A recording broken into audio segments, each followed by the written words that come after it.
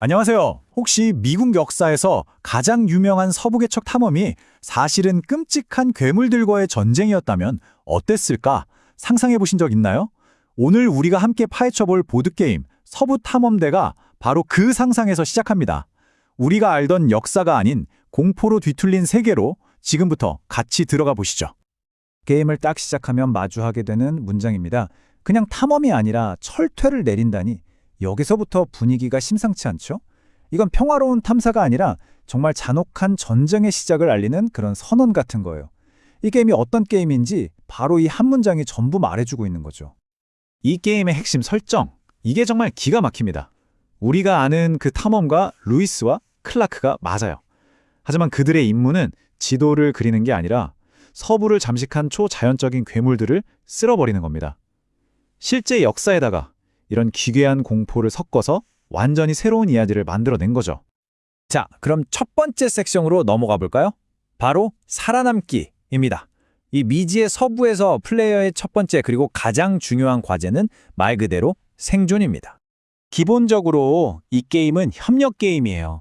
우리 모두가 한 팀이 되어서 안개에 가려진 지도를 한 칸 한 칸 열어가야 합니다. 그리고 생존에 꼭 필요한 자원을 모으고 매일같이 닥쳐오는 끔찍한 위협들로부터 서로를 지켜내야 하죠. 자기 차례가 되면 뭘 해야 할까 복잡하지 않을까 싶지만 놀라울 정도로 간단합니다. 먼저 지도를 덮고 있는 타일 하나를 딱 열어서 미지의 땅을 발견하고요. 그 땅의 효과를 받아요. 그 다음엔 지금까지 모아둔 자원으로 뭐든 원하는 만큼 자유롭게 행동하면 끝입니다. 이 단순한 과정이 반복되면서 안개에 가려졌던 거대한 서부 대륙이 조금씩 모습을 드러내는 거죠. 하지만 살아남는다는 게 정말 처절합니다. 매일매일 식량과 물은 바닥을 드러내고 예측도 못한 역경 카드가 갑자기 튀어나와서 독사에 물리게 하거나 폭우를 쏟아붓기도 해요. 심지어 배낭이 너무 무거워도 피로가 쌓여서 물을 더 마셔야 하죠. 근데 가장 끔찍한 게 뭔지 아세요? 단 한 명이라도 굶거나 목마르면 그 자리에서 탐험대 전체가 실패한다는 거예요. 모두의 목숨이 하나로 묶여 있는 셈이죠. 자, 섹션 2입니다. 그냥 굶주림만 걱정하면 다행일 텐데요. 이 땅에는 훨씬 더 무서운 것들이 도사리고 있습니다. 바로 괴물과 불운, 이런 초자연적인 위협들이죠. 게임 속 위협은 크게 두 가지로 나눌 수 있어요. 괴물은 지도에 직접 나타나서 길을 막는 눈에 보이는 적입니다. 하지만 더 교활하고 짜증나는 위협은 바로 불운이에요. 이건 마치 저주처럼 탐험대 전체에 스며들어서 누구를 다치게 하거나 소중한 보급품에 불을 지르는 식으로 우리를 계속해서 괴롭힙니다. 대표적인 괴물로 미노타우루스를 한번 볼까요? 이 녀석 정말 골치 아픕니다. 특정 지형에서 불쑥 튀어나와서는 그 주변 지역 탐험 자체를 방해해요. 개가 있는 줄을 지나가려면 물을 더 마시거나 자원을 버려야 하거든요. 그리고 이 녀석을 잡으려면 그냥 싸우는 게 아니라 특정 자원을 모아서 창이라는 무기를 만들어야만 합니다.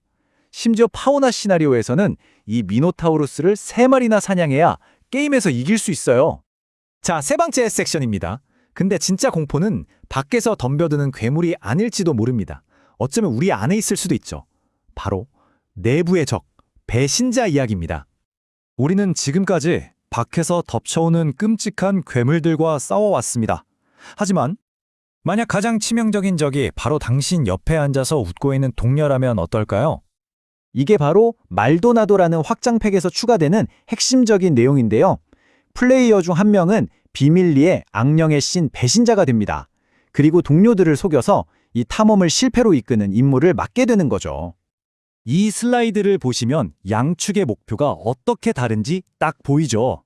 충성파는 동료들을 지키려 하고 배신자는 몰래 그들을 해치려 합니다. 근데 여기서 진짜 재밌는 게 뭐냐면요. 배신자라고 해서 막무가내로 탐험대를 망하게 할 수는 없다는 거예요. 모두가 굶어 죽으면 자기도 지거든요.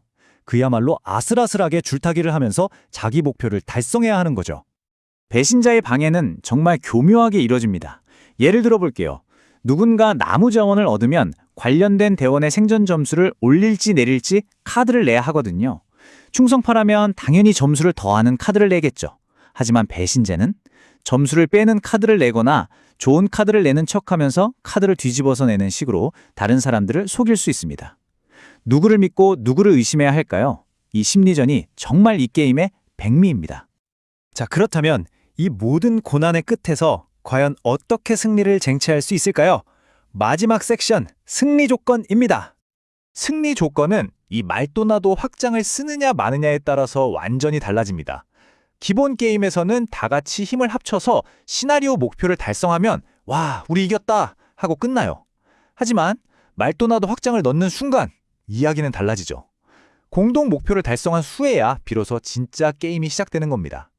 모두가 정체를 밝히고 누가 자신의 비밀 임무를 완수했는지에 따라 승패가 갈리는 아주 극적인 반전이 기다리고 있는 거죠. 핵심은 바로 이 4라는 숫자입니다. 만약 4명에서 게임을 한다면 충성파는 5명의 NPC 대원 중에 4명 이상을 살려내야만 이겨요. 반대로 배신자는 단 2명만 죽게 만들어도 승리를 거머쥘 수 있죠. 이 절묘한 숫자 차이 때문에 서로를 계속 의심하고 배신자를 찾아내려고 필사적으로 노력하게 되는 겁니다. 외부의 괴물, 그리고 내부의 배신자, 서부 탐험대는 단순한 생존 게임을 넘어서 극한의 불신 속에서 펼쳐지는 한편의 심리 드라마입니다. 역사가 괴물로 뒤틀려버린 이 땅에서 과연 여러분은 동료를 믿고 자신의 운명을 개척해 나갈 수 있을까요?